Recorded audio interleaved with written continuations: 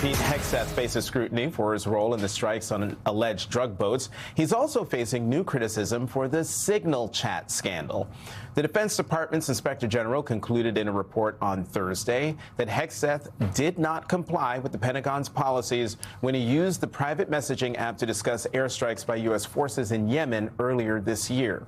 The report says that Hegseth's Signal Chat, which consisted of cabinet officials and, inadvertently, the editor-in-chief at The Atlantic, risked the potential compromise of sensitive information that could put military troops in danger. The Pentagon watchdog says Hegseth sent non-public information identifying the quantity and strike times of manned U.S. aircraft over hostile territory over an unapproved, unsecured network approximately 2 to 4 hours before the execution of those strikes. The findings are a far cry from Trump officials' claim that Hegseth was totally exonerated. Laura Barón-López is back with us, and former State Department Acting Inspector General Diana Shaw joins us now. Diana, thank you very much for being here. One thing we did not note in that intro is that in the IG's investigation of this, the secretary did not participate in the investigation. As a former Inspector General, how unusual, or is it usual for a secretary to not participate in an investigation of this magnitude? Well, it is not unusual that cabinet-level officials, given their schedules, are disinclined to take the time to do that. But I will tell you that it is critically important that they do participate in an interview. My preference as a former IG would always be to conduct an interview because it allows for more in-depth questioning. It allows for follow-up. It is the most efficient way to get at that information. So that would always be my preference. How unusual is it that he didn't provide his personal cell phone after he was asked to, and after 5 other officials attested to the fact that they were on other signal chains with him talking about sensitive information? Well, I have to say the use of the personal cell phone and needing to recover that is fairly unusual. So that in and of itself is unusual. The fact that he provided copies of those messages wouldn't be uncommon. So oftentimes we'll make an information request and then they will provide the information requested as opposed to us taking a device. He's the secretary, but he's also like the subject of the investigation, right? Like right. It's not like his underlings did something wrong here. One of the things that I think is really interesting is we talk often about the Jeffrey Goldberg Signal Chat, but then there are other Signal Chats according to reports.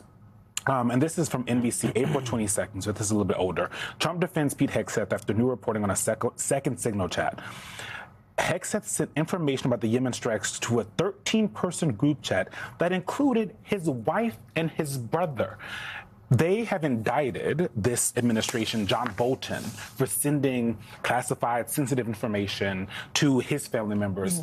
Laura, help me understand how this is any different. This feels, to me, the group chat that have the wife and brother in it is more egregious than the accidental addition of Jeffrey Goldberg. Of a reporter. I don't know that I can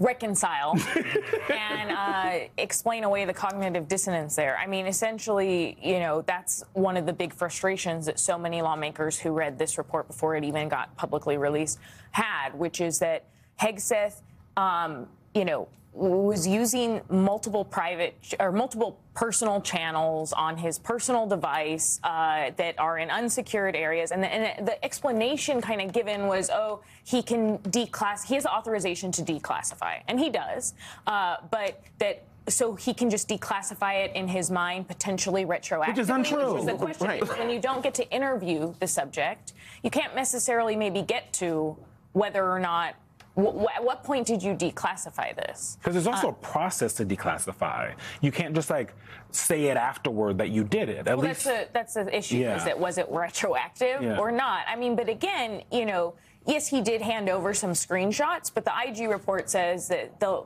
amount of cooperation was so limited that they even had to rely on the Atlantic screenshots that were published. Yeah. So, I mean, the IG report, definitely does not exonerate the defense secretary, despite him and the White House claiming that. And still, despite all of that, so far, the White House and President Trump are standing by Hegseth.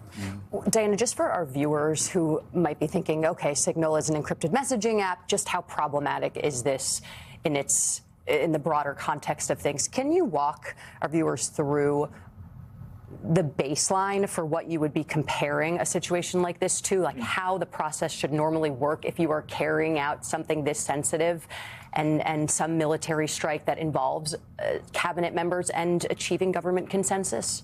So typically, anything involving classified information is going to be conducted on secure channels that can only be accessed by individuals with the right classification levels.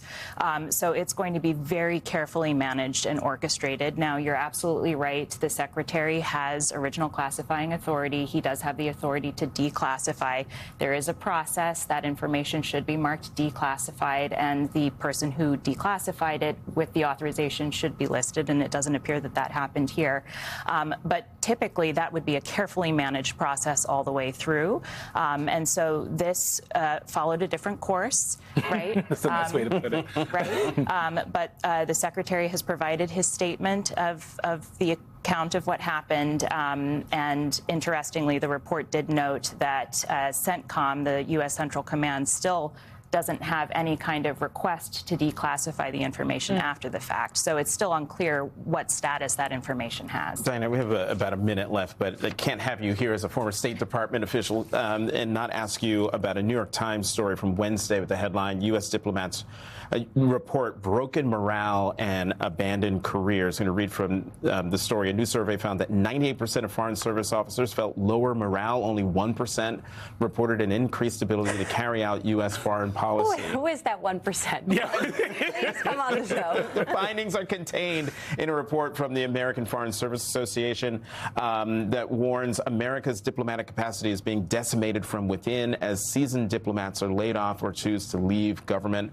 The Foreign Service is in crisis, said John Dinkelman, the association's president. Damage is being done to America's diplomatic service that we will be paying for decades to come. You share that assessment?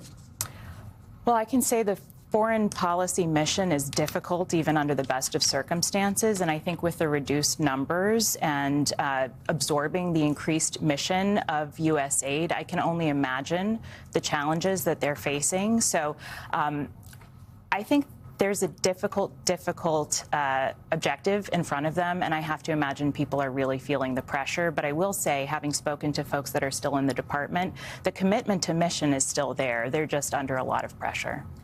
98% is crazy. Okay, Right. low bit, like 9-8%. I kept thinking our producer was saying 9 or 8%. I was like, there's no way he's saying 98%. 98%. Laura Barone Lopez, Diana Shaw, thank you both for joining us this morning.